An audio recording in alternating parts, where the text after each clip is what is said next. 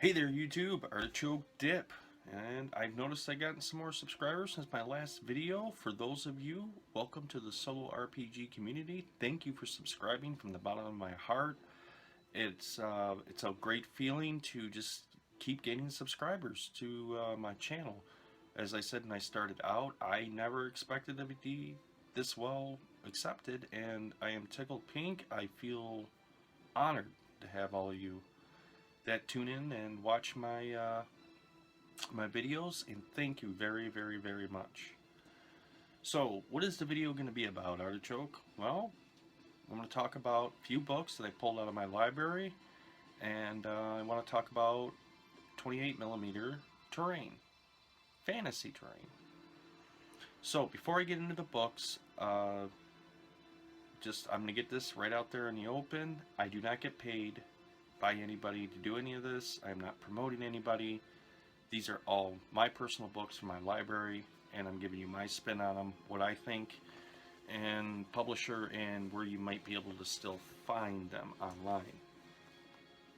So, first thing I want to talk about, and what I've emphasized in my first videos, my introductions to solo RPG, was the Mythic system.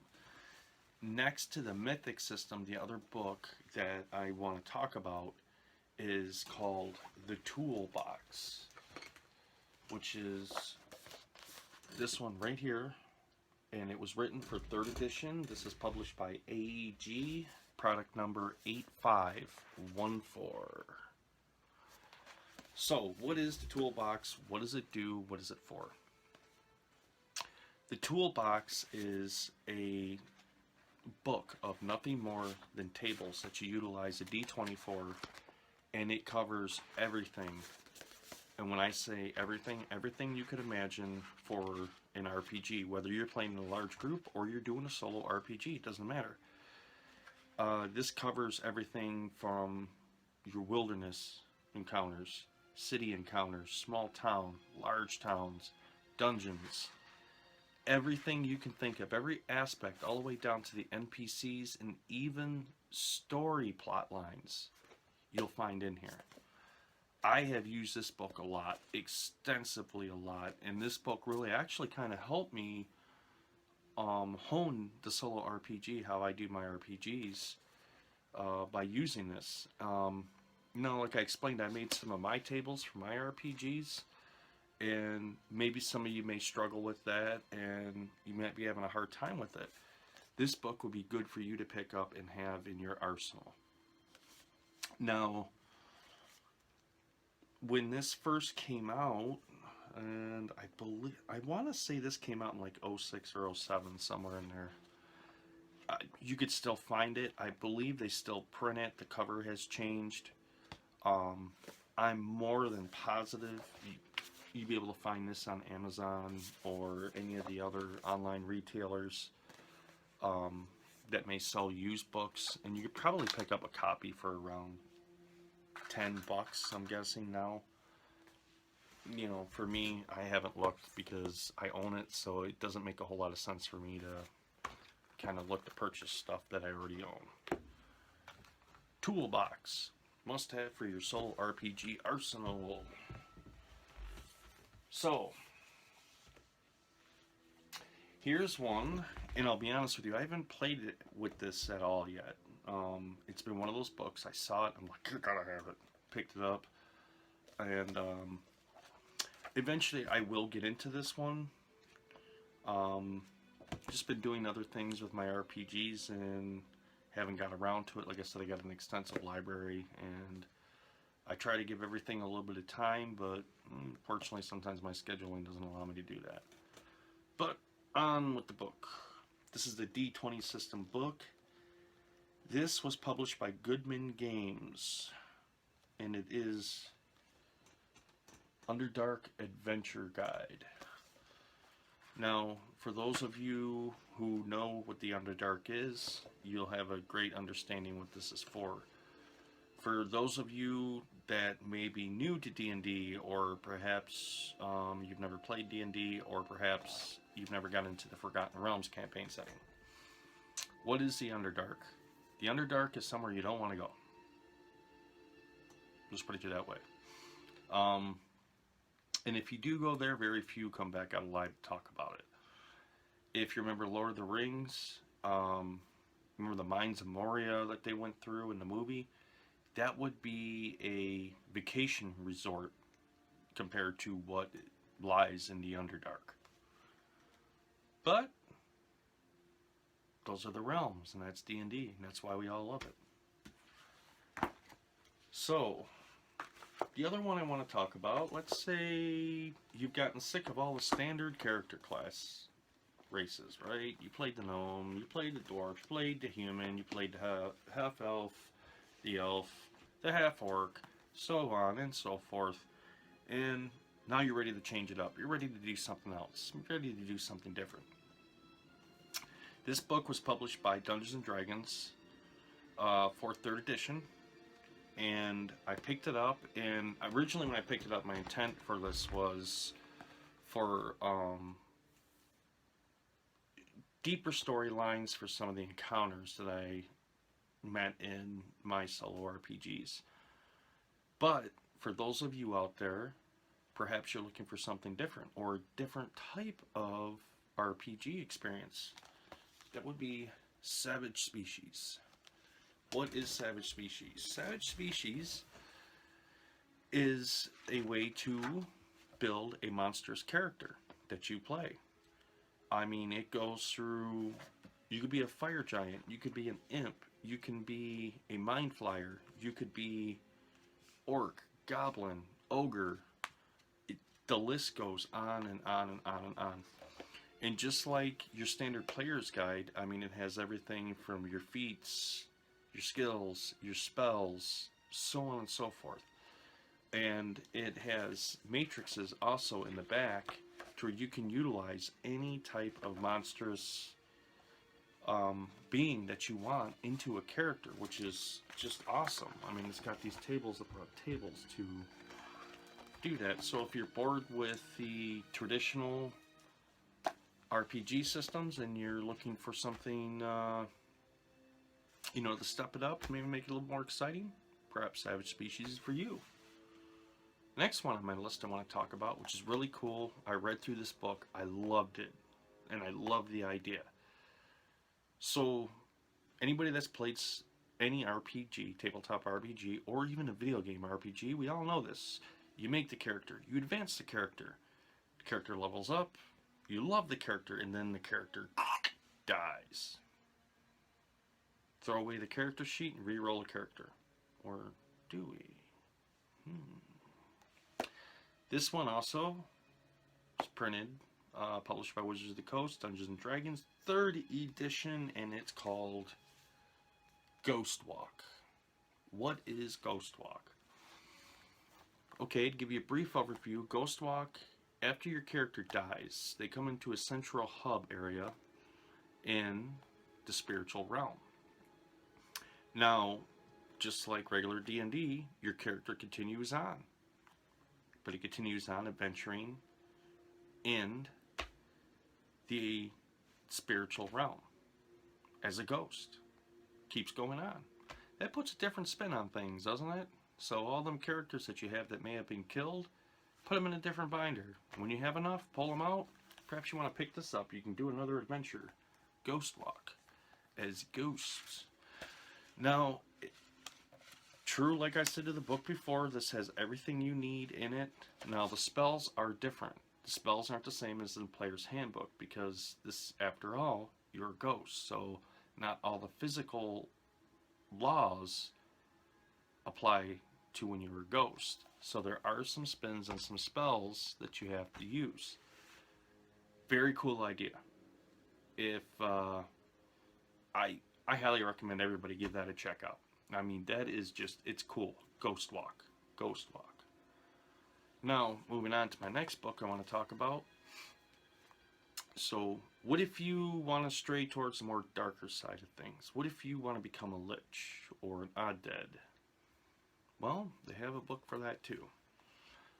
Published by Wizards of the Coast for Dungeons & Dragons, 3rd edition. This is called Libris Mortis, the Book of Undead.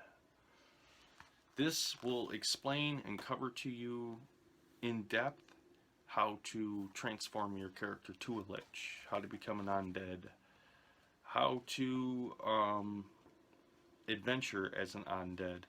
And of course, with it, you get more feats, you get more spells, you get all that good stuff in there.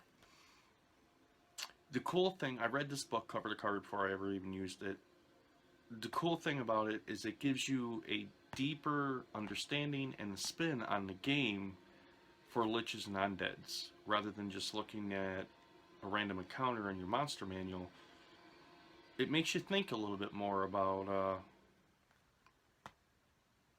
undead and the motives and everything else that goes into that.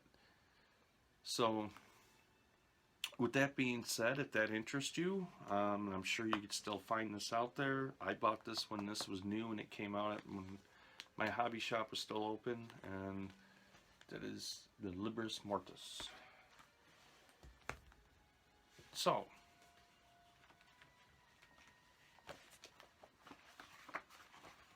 a couple other books here. They're a little darker.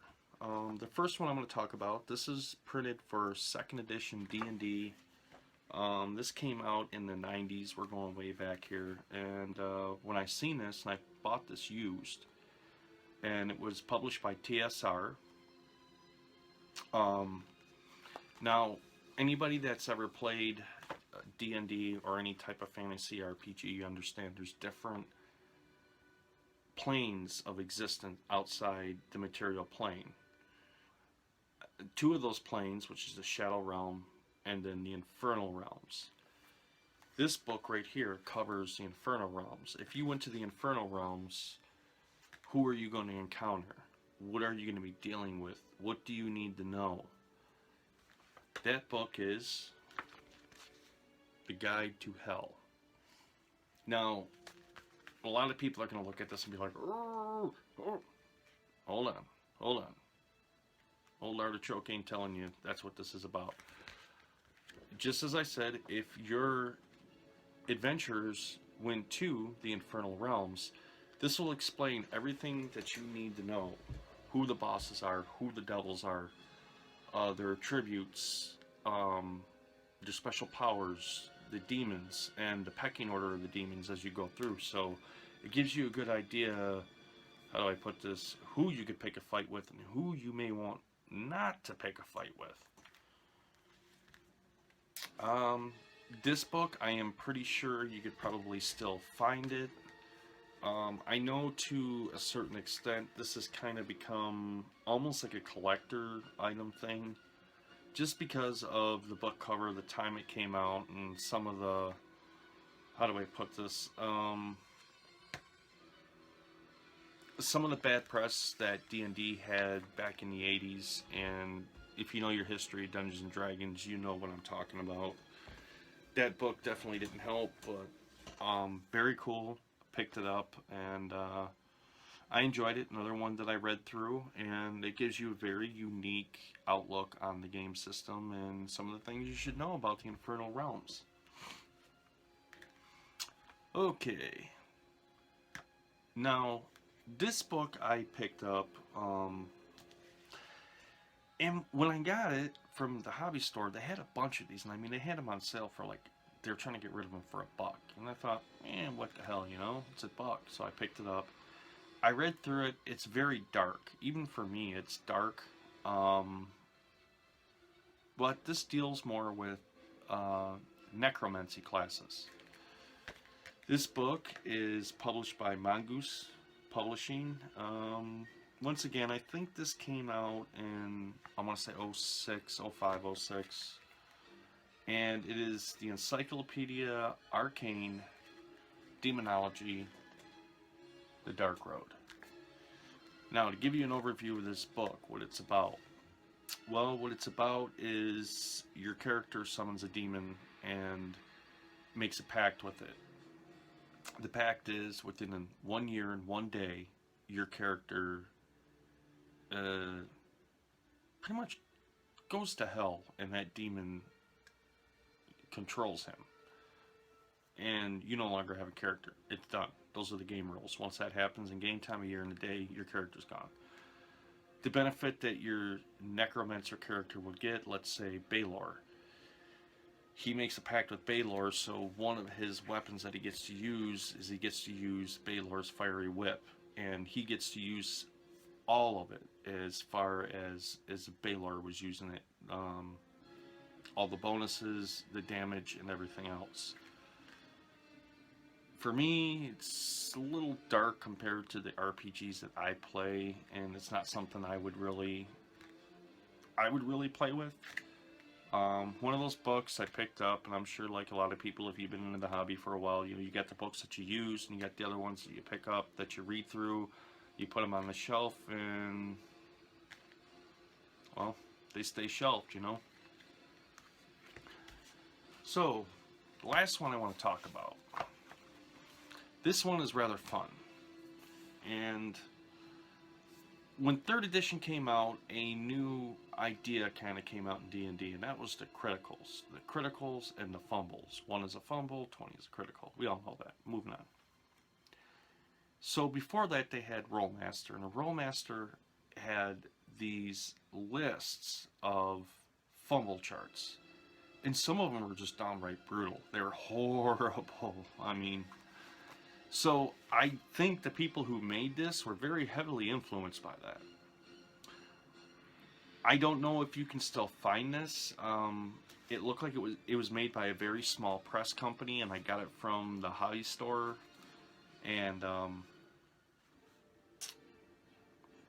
yeah, when I played with the criticals, I used this, and some of them were just, they were brutal. I'm just going to put it to you that way. The publisher is Technomancer Press, and the book I am talking about is the Technomancer's Press, the Critonomicon. What is it? Okay. I just opened it up here, and let's read through a few of these. This is mounted fumbles. So if you roll a 1, at that point you roll a 20-sider. Oh heck, let's just really do this up the right way. Let's roll a 20-sider and let's see what happens, shall we? 8. Let's go to an 8. Okay, the PC sweat drips into your mount's eyes. Mount is blinded for 1 round. You can use your imagination as to how bad that can go. School of Magic specific charts, abjuration.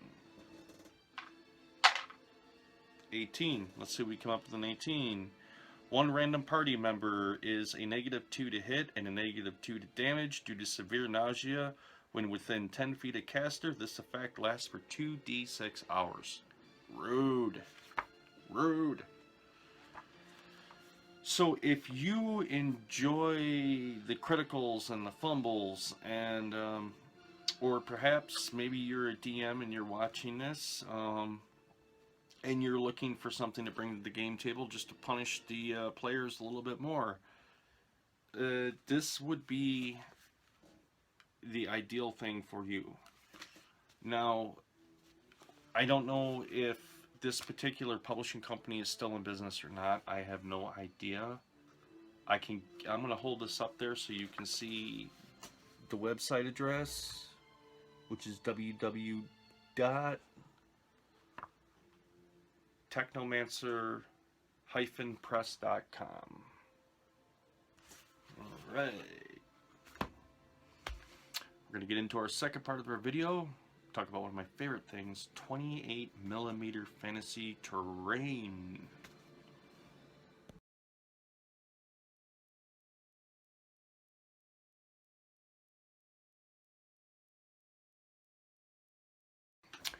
Alright, YouTube, let's talk about 28mm fantasy terrain. So, I'm going to talk about a few things here, give you a few ideas, a few tips. Maybe I'll do a video in the future and show you how I do some of the painting techniques and stuff like that. Be honest with you, YouTube is full of them. I mean, you can find a great wealth of information about how to do 28mm fantasy terrain. I'm no expert by no means. I mean, there are people out there that their skill sets just blow me right out of the water. that being said, I'm going to show you a few things that I've made, a few things that I've bought, and a few things that I found that you wouldn't really expect to find them. So let's talk about homemade stuff. What are the advantages to it? Well, one of the advantages to homemade stuff is you can use cardboard, hot glue, paint. You can save yourself money, and you're really only limited by your imagination. So if you're a creative type of person, you got some art skills, and maybe that's the way, you may want to look at going about doing that. One of the examples I'm going to show you here is I do really well with the wilderness terrain pieces, and that's where, in my opinion, my skill set really is at, other than the actual buildings and stuff like that. I don't do too well on those. First thing I'm going to show you is a mountainous terrain that I did. Now, mind you, before I show you this is made out of cardboard and piece of paper towel draped over it with Mod Podge over it, primer, painted, done. And that's this right here. And as you can see, I did put small stones in to add more effect into it. This, believe it or not, is actually a piece of paper towel, just folded to make it look that way. As far as scale goes, as you can see, you put a guy right there, and he's pretty much scaled. Altogether, how much did this cost me? This probably came in, with all the supplies and everything, under $5. The next thing I'm going to show you is, now I did lose the scale on this. I made some trees, and the trees are made out of old toilet paper rolls, toilet paper, hot glue, and paint. But when I was making them, I lost the scale, and I just kept building and building and building. Happy with the way they turned out, and for some of the wilderness encounter scenes that I've done, and I set them up with some of the treants, it's really cool, especially with the Lord of the Rings. Obviously, if you've watched any of my videos, you know I am a J.R. Tolkien fan, and I love the Lord of the Rings setting. So that would be this right here. This is all, section right here is toilet paper rolls, toilet paper, grass, stones. Now when I say scale, here is your typical 28mm fantasy miniature. Here's the tree.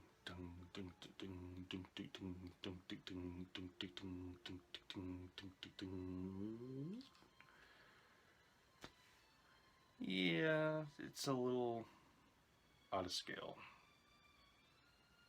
Okay, it's a lot out of scale. But it turned out great. I love it. Some of the wilderness scenes that I do, I use that in my wilderness scenes. It's awesome. And like I said, especially if you some of the people I have met who have never played D&D, and I've introduced them to them, and you bring out pieces like this and you lay out that game board and they see it, I mean, it just draws everybody in. And like with you, with your imagination, it draws you right into that moment, and it really makes a memorable gaming experience. So those are a few things I made. One of the things that I did find on Amazon, and this is called Ender, the manufacturer's Ender Games, and they make plastic 3D printed 28mm fantasy terrain. I picked these up for about $9. Now mind you, when you get them, they're all white. You have to primer paint them, you have to do everything yourself. And I just finished them up this afternoon. And I'm going to show you these. My favorite piece is this right here. Now, the doors do not open, they do not do any of that. The cool thing I do like is that the roofs do lift off, so at that point you can move the miniatures around inside. That's a cool feature, because that could have been a fixed roof and it would have been a pain in the rear. The other piece you get with it is this right here. Once again, same thing, roof lifts off. And the last piece you get is this cool cauldron. Haven't finished this up. I still got to do some touch up on the inside of the liquid here. Put some black gloss paint in there. And I want to use some purple highlights for the bubbles. Figured that would look really cool. So I'll probably finish that up tomorrow. So those are fantasy, 28mm fantasy terrain items that I purchased. And like I said, I'm not good at the buildings. Those are great. I painted them to the way I like them. They look great on the game board, and they're going to work great for my solo RPG. One of the other things I had to do, a gentleman I worked with, him and his wife got into 5th edition D&D, and they were new into it, and they loved it, and they asked me to DM a game for them. And one of the wilderness encounters took place in this old marshy bog. So I had to come up with something on the fly for the 3D, and using toilet paper rolls and toilet paper, I came up with these. And they turned out very well. I mean, I'm very happy with the way that they came out. You can buy these online. You're going to pay a lot of money. Like I said, I just got a little bit of time into them. All in all, I think it took me like 2 days to do these, to actually make it, like the glue set up, then go back, primer paint them, and seal it all in. So there's that.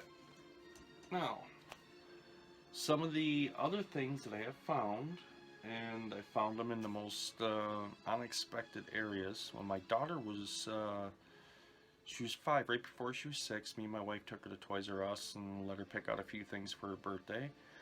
And when she was going through the doll section and looking, I wandered around a little bit, and I came across this tub, and it was this medieval fantasy miniature set.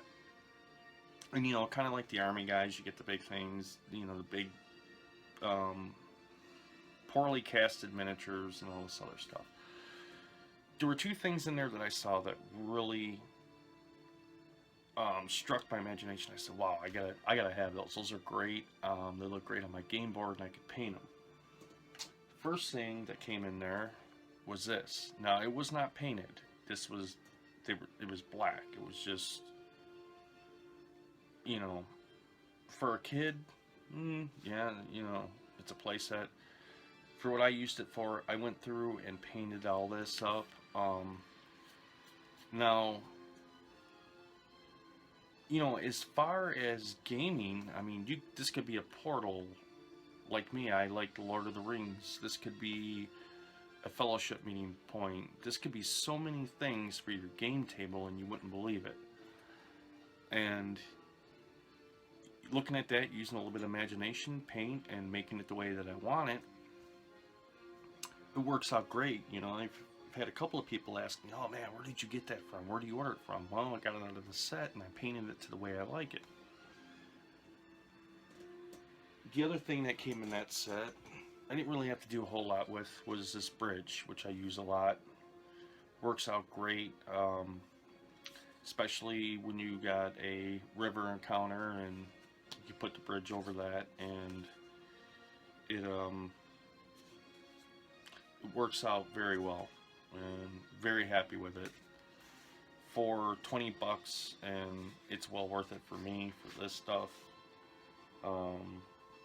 And of course, like I said, all the miniatures that came with it, they're not 28mm, they're not sized to what I use, so I've never used them. They sit there, pretty much. Now, one of the things that game system I collected for a while was Heroscape. And it was a cool system. You got 28mm miniatures, you got these geo tiles that went together, water tiles, desert tiles, sand tiles, everything you could think of. They came out with these great expansions. One was a bridge with the trolls, and it came with trees that came with it as well. Those were the cool part. When that expansion came out, I bought 2 of them because I knew I was going to love it so much. I'm glad I did, because now they're 20 bucks when I bought them. Now to buy them offline, it's like 90 bucks because they're out of print. Nobody makes them anymore. And I believe I talked about these before, and it's these pine trees right here. These are heavy duty plastic. They got the, you know, you got your geo grid already cut out, so they drop on to the game system and lock in. These things, what's so great about them, I mean, short of chewing on them or burning them, you can't destroy them. They're awesome. These trees are used a lot in my RPGs, especially the Wilderness, used over and over again, just because they are so, it's cool. I mean, it's cool stuff. The other thing that I picked up, and it was another Heroscape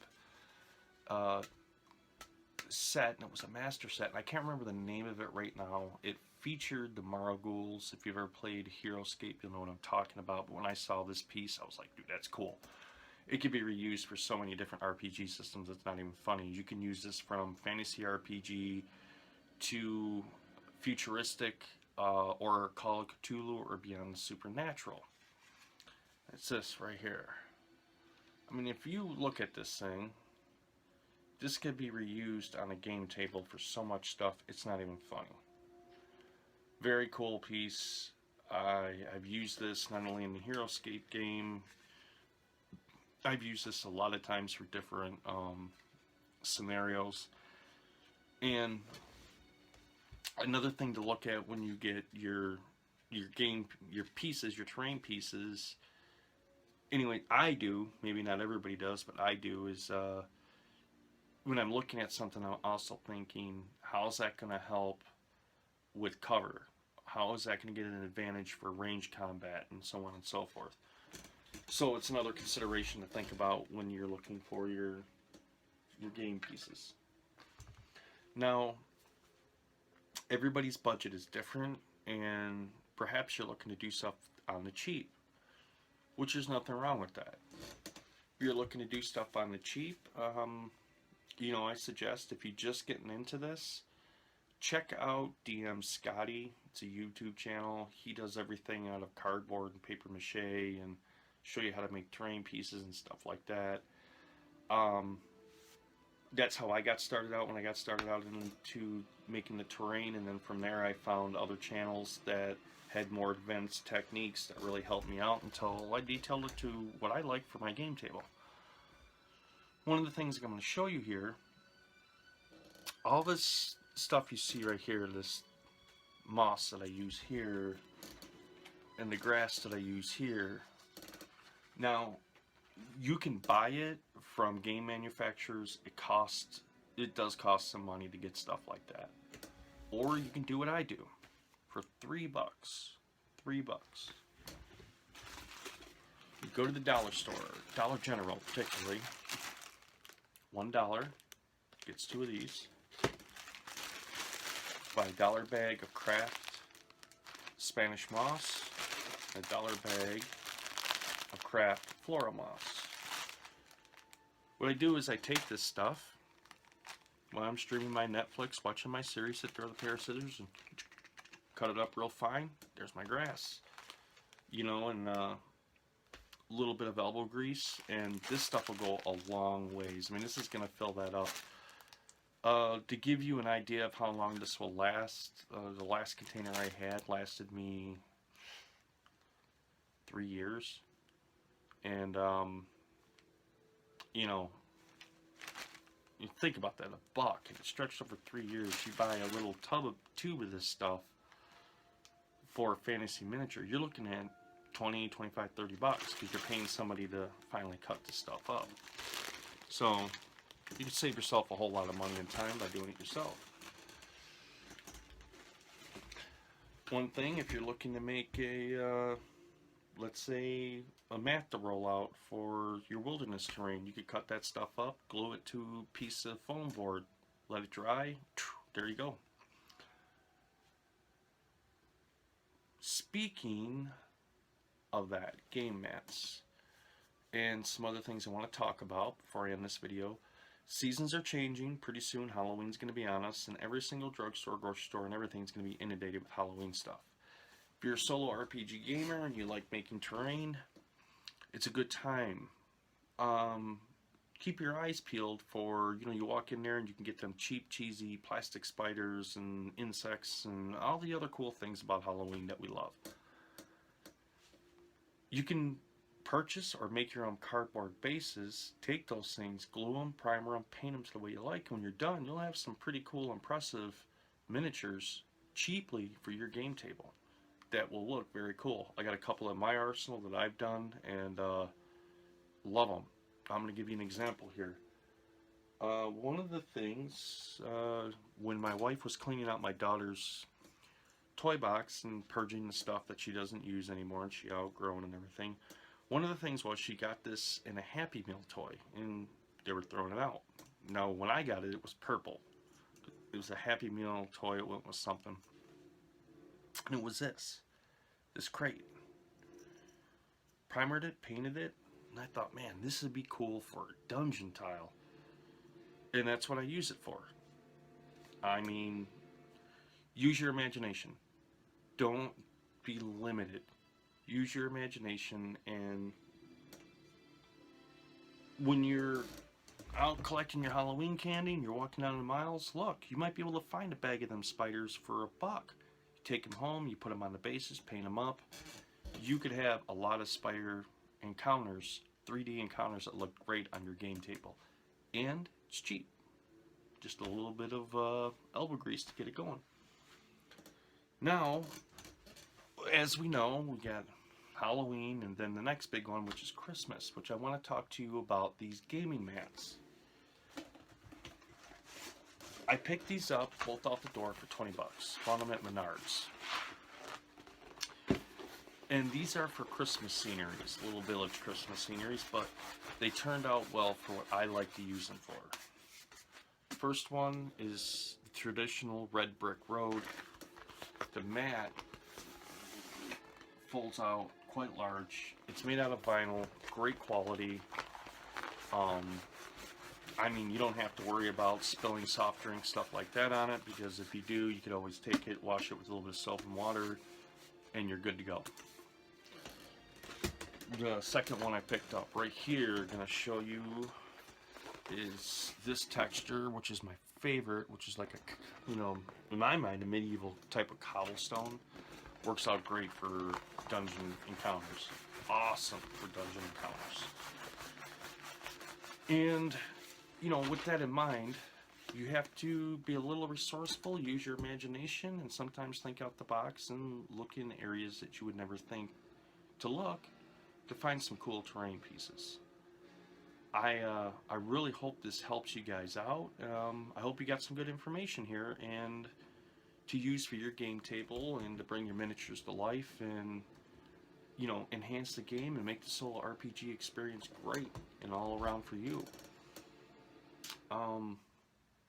With that being said, future videos, if you guys would like more information on how to make maybe some of your own RPG pieces, let me know and maybe I'll do a video on that. But I'm trying to keep this more towards solo RPGing, and I don't want to go down completely into just all terrain crafts and arts and stuff like that, because that's not what my channel is about. But if it'll help you guys out, I will do a video on that. With that being said, I think I'm going to have to clean some of the stuff up because I drug out a lot of stuff here to show you guys. A lot of my terrain pieces and everything, and I mean, that's just scratching the surface One thing I'll say, like I said in future videos, you know, I collected this stuff over a long period of time, slowly, and built up to what I have today. Quickest way to build up your arsenal and get some really good RPG pieces is use your imagination. Use some hot glue and cardboard, and you'd be amazed what you can come up with pretty quick. And I've seen some pretty interesting things made out of cardboard, and you'd be surprised if you looked at them. A lot of people will swear they're made out of resin and they're not. Or you could always buy it. It's up to you. That's what's great about the solo RPG experience, because it's all about you. With that be saying, this dinner drink's all about me, and this mess to clean up's all about me.